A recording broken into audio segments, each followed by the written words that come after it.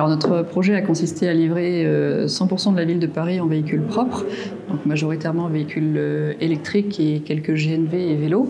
Donc pour mener à bien ce projet, nous avons travaillé sur 3 axes principaux: les véhicules, les infrastructures et l'organisation de notre modèle de transport.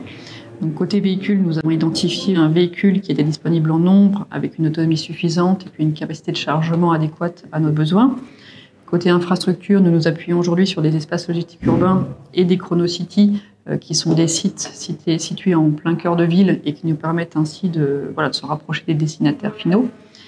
Et côté organisation de transport, donc nous avons un petit peu revu notre modèle avec ce qu'on appelle la double vague, donc des chauffeurs qui reviennent plusieurs fois charger leurs colis, qui repartent plusieurs fois en livraison dans la journée, ce qui a permis de réduire du coup le nombre de véhicules et de pouvoir mener à bien ce projet.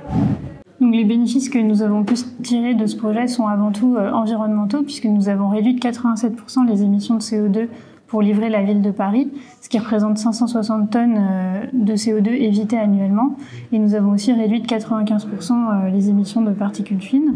Mais au-delà de ces bénéfices environnementaux, il y a aussi eu une amélioration des conditions de travail pour nos chauffeurs, pour qui c'est beaucoup plus agréable de conduire un véhicule électrique qu'un véhicule diesel.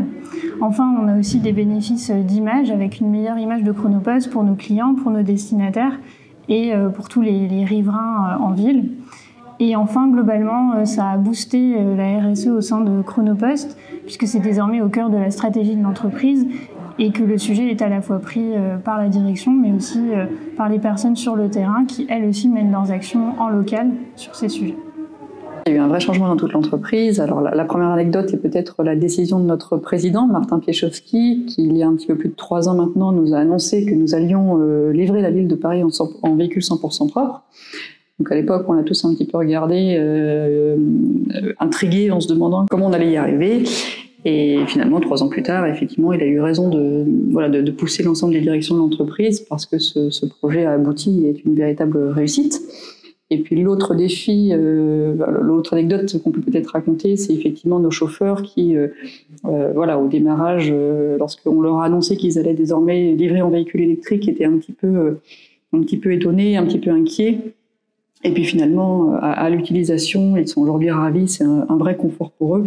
Et pour rien au monde, ils ne reviendraient en arrière.